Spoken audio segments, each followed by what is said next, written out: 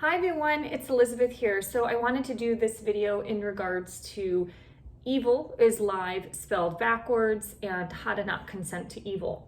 So there are many different thought processes in this realm, but in reality, live or life, well, life is the word live, and if you spell that backwards, it's evil. So what exactly does that mean? Basically, evil is the backwards way of living, or it's kind of like the inversion. So you have two realms of life. You have a godly life, or a life filled with more purity, and then you have a little bit more of a quote unquote evil life, one that's filled with a lot of lust and fear and desire and being very much connected to the material world, more of that spiritual or quote unquote godly life, living through love and harmony, building a family, things like that, is definitely more on the pure end of the spectrum of love, which comes from God's energy or light. So I want to give a little bit of a context here from a religious but also a energetic standpoint. So I'm going to just read a couple things that that has helped explain certain things about this topic on the internet. Sorry for my cat. Okay, so why is evil live spelled backwards? According to Scott Peck, evil, this is more from a religious standpoint, is that evil is opposition to life. It is that which opposes the life force. It has, in short, to do with the killing that is not required for biological survival. Evil is also that which kills the spirit. So if you know that the word spiritus in Latin is breath, which basically means light, in prana and in yoga, we talk a lot about the breath being that life force energy. So from Scott Peck's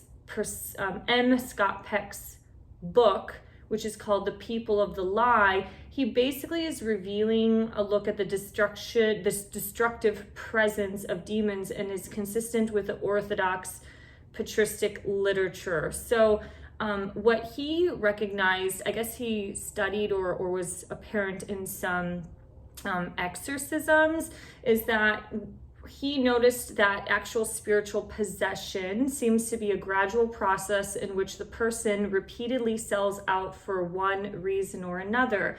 The primary reason, both these patients, he studied two patients, let's put it that way. Both of these patients sold out, and it seemed to be a root cause of some loneliness.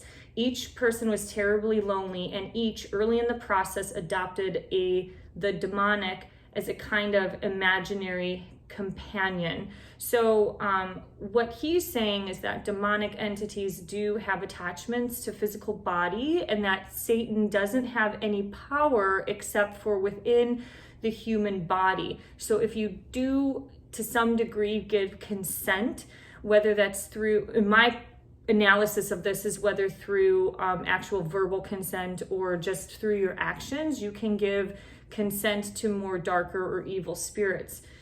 So what he's also stating is that although demons threaten to kill, they can do nothing unless they have a body through which they can exert influence. When a body believes in the lie, the devil gains entrance. The only power that Satan has is through the human belief in its lies. Both patients became possessed because they bought into a false seductive promise of friendship through their imagination of these forces. And the possession was ended when both chose to believe in its lies no longer, but to transcend their fear by trust in the resurrected Christ and to pray to the God of truth of deliverance. So from his kind of best definition of Satan is that he's the father of lies, and that darker spirit will manipulate and trick the human body to continue to believe into a lot of these lies. And horrendous acts of evil can be implemented once you continuously fall through this imaginary loop that people tend to believe in. Okay. So one other thing that he says is that once a person sells out to these thoughts, horrendous acts of irrational evil become possible. When the lies become one's reality, they are given the power to destroy life. You are of the father, the devil, and your will is to do your father's desires. He was a murderer from the beginning and has nothing to do with the truth, but there is no truth in him. When he lies, he speaks out according to his own nature, for he is a liar and the father of lies. That's John 8:44. Okay, so that's the religious perspective of it. Now I want to bounce into the more energetic perspective of evil, which is still follows the same path as the religious part of it, but its construct is more based in human consciousness. So I wanted to read a little bit of this lady's blog from cosmicconvergence.org. And let's see. So she is saying that, let me look this up. Okay. Our world, our universe, and our solar system is up for a system upgrade, which is on its way to a higher frequency, and the lower frequency thought forms or actions will no longer match the frequency of where we are going. So before I continue reading, just a lot of these, when we do talk a lot about consciousness, you're also talking a little bit of frequency, high vibration, low vibration. Okay, so just wanted to share that in case you're newer to this. So I'll continue reading. You can't hold down the truth anymore and smother it in lies and deceit. The time is up for the agenda of our controllers of power over humanity. Lust, greed, pain, suffering, lies, and deceit has its way, but not much longer. I'm in the middle of the blog and I'm just giving context because she's talking a lot about a lot of the collective stuff that's happening through like satanic cults and understanding kind of where humans need to go. Okay. If you've spent almost 40 years, as I have, drilling down to understand who am I and why am I here on this planet, you would have uncovered the underbelly of the dark polarity. The angelic realms and above are the higher dimensional octaves of spirit. We reside in the three-dimensional embodiment of a spirit in a human skin suit, holding our higher dimensional and often multi-dimensional consciousness while having a 3D human experience. Our birthright is love. Evil is the opposite polarity and it feeds on blood, lust, and fear. You can be spiritual with the higher virtues, and just hanging out there and being airy-fairy is not balanced, and there is no fuel to catapult you to a higher frequency without the sharpening stones of choice or exercising your free will. In other words, without exercising your personal power and turning away from the ugly part of life, you may be an endless feedback loop on the wheel of life because you will not have taken up the spiritual sword of truth. Becoming spiritual requires that you look at both ends of the spectrum. You probably won't gain access to the higher dimensions without looking at the shadow of life and your own shadow, and choosing the higher vibe or cosmic nutrition stream of the higher energy centers based from the heart and the vibrations of love, compassion, truth, beauty, and goodness. The shadow is like a ball and chain that holds you captive, and it most likely resides in the lower energy centers, your lower chakras, of survival, lust, and power. The biblical text of "Get thee behind me, Satan" shows us, humanity, that we have to look evil straight in the eyes and choose to get out of it. If we cower in fear in the dark temptations to choose all but love, we basically honor evil, and we give it energy. So basically you're fueling the power of energy. And speaking of energy, do you understand that like us humans, who are the upper end of the food chain here on this planet, there are forces that use humans as a part of their food chain? Our world is dominated by these forces. They are called the archontic, Ahrimanic, Satanic, Luciferian, Draco-Reptilian, the Greys, or other darker names, including bloodlines of the Illuminati or the Cabal, who are the minions of these off-planet or universal dark forces. These forces extract energy from human consciousness. An example of energy extraction would be the Super Bowl football event or athletic event like the Olympics, where so much energy is released from humans that it is harnessed as energy by our controllers, for lack of a better word. Another example, I won't go into that. It's about child sacrifice. I'm not going to get into that topic. Basically, what they're saying is like the purity of the blood and the flesh from the purity of the child that kind of gives into temptation of fear and fright can further fuel that kind of harvest. Let's see. So when this author is saying, speaking of exiting the matrix, I simply mean that at some point you learn that we are all fabricated in reality. Oh, we are in a fabricated reality, and that we are a food source of other beings, and that you are a powerful spirit and can choose to get out of the matrix, out of the control mechanisms of the controllers.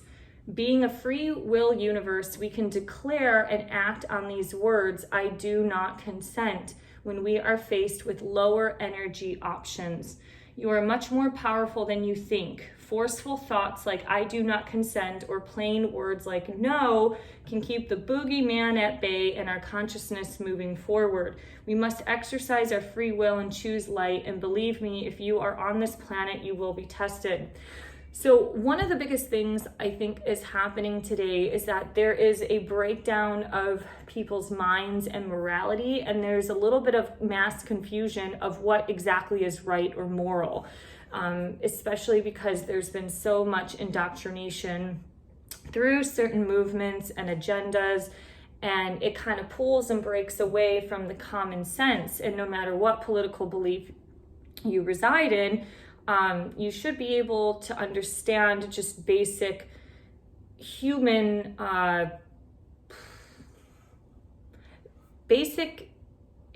sorry, I lost my train of thought, just basic human morality. One thing, one example I will share is that there was a TV show that was based for kids ages 7 to 10, I think, or like 5 to 10, something like that, in the Netherlands.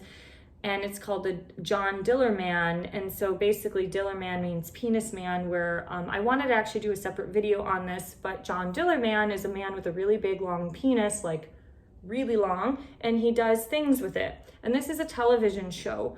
So a lot of people are saying like, well, it's supporting body empowerment. And at some point you have to realize, like, when we were kids in the 80s growing up with Care Bears and Sesame Street, we weren't, Big Bird didn't have a 12-foot penis that he was like, have little balloons on it, and he wasn't grabbing mail out of a mailbox.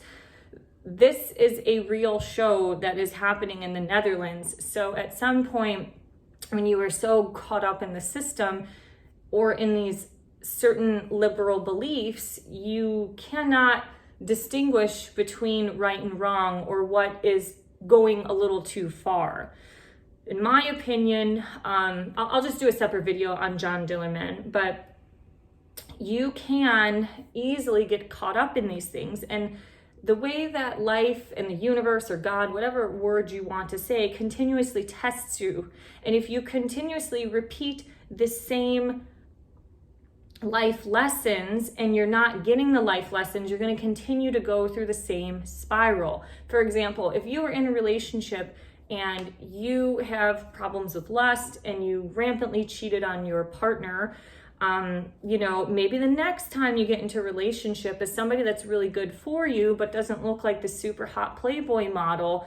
It's like, are you going to be tempted? Probably most likely a really hot girl will come into that relationship or enter in that guy's life to really test, like, is he mature enough to say no to his past and move forward, or is he going to continue into the same cycle? This is why a lot of religious and spiritual people always say that there's like always this war for your soul, because there is always this temptation that's playing out. And consenting to evil or the darker sides of life will be specifically things that keep you down. It keeps you lonely, keeps you depressed, keeps you anxious, makes you feel like crap. None of that stuff comes from God. As I've mentioned in other videos, He wants you to be whole, healthy, loved, and complete. Everything that is quote unquote godly energy is about finding love, giving and receiving love, forgiveness. Most likely that includes kind of building a family and things like that. Getting your hands into the dirt and feeding yourself through healthy, nutritious food. It's pretty much everything natural law, spiritual law has created.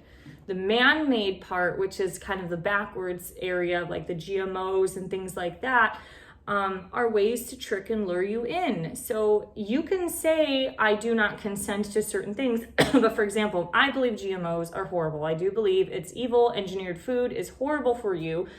I do not consent by not eating it. I do not purchase it. I think Jeff Bezos is a horrible man, an evil person. I do not shop on Amazon. That is how I do not consent. I think so many people that are frustrated with billionaires continuously feed the fuel of one of the most wealthy people on this planet. A man that, has created some spy robot Alexa because it's always listening and recording and getting your data and your life story. They're utilizing a lot of the stuff for artificial intelligence. So you consent not only through your words, but through your actions.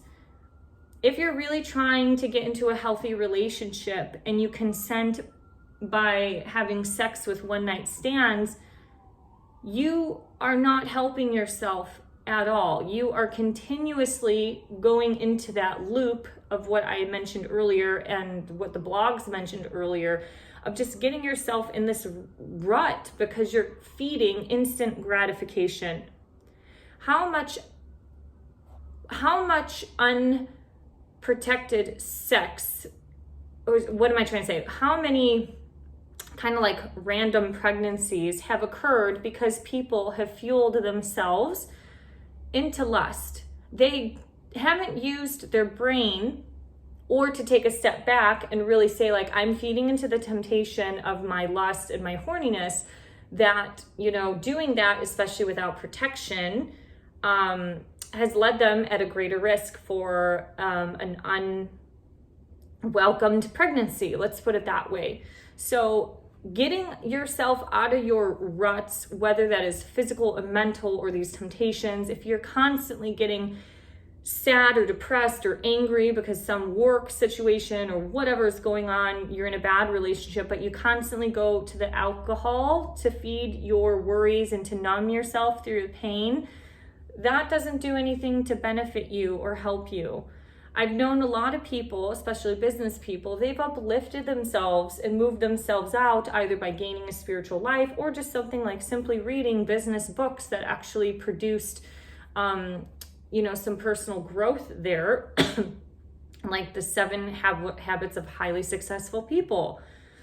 Nothing about those 7 habits revolve around promiscuity, staying up till 3 a.m. and getting drunk all the time, hiring prostitutes, you get what I'm saying? So in order to not consent to evil, you have to physically say it. So for example, people who think the vaccine is evil, you do not consent by not signing that form and not getting a vaccination. So we are kind of at this bridge point of humanity that we can shift in one direction or the other. And continuously festering and feeding the consciousness of war, like Antifa and the far right are going to go after each other, you're continuously feeding that loop. I've recently left my apartment building numerous times without a mask because I am envisioning life being normal, back to how it was or how I want life to be. And in my vision of the world, it doesn't include a mask. And I'm like, I forgot about that. I'm like, oh God, I had to walk back from my car to my apartment to grab a mask because I can't go into any business, in Seattle without having that. But it's not feeding into this consciousness of the doom and gloom part of life. So your actions, your words, and your thoughts. Those are 3 things that they talk a lot about in yoga within the yamas and the niyamas. which will be a separate video in itself. So if you are tempted into anything that's backwards of being healthy, happy, whole, complete, feeling loved, if you're in a relationship that's really dragging you down, that's the opposite of other things, it's time for that system upgrade to your mind, your body, and soul by choosing the better path in life, focusing on the light. And that's always the root cause of everything. Not the root cause, it's the root of everything is focusing on the light. Now, if we go through a complete global reset, this is a completely different story. I hope you learned a little bit from this video. Thank you for liking, sharing, and subscribing. If you have any thoughts, I'd love to hear what you think about this. But just remember, evil is the inversion or live, whatever, backwards, the backwards way of living. And you do not have to consent to it, or at least try to not consent to as much of that stuff as possible. All right, thank you. Have a great day. Bye-bye.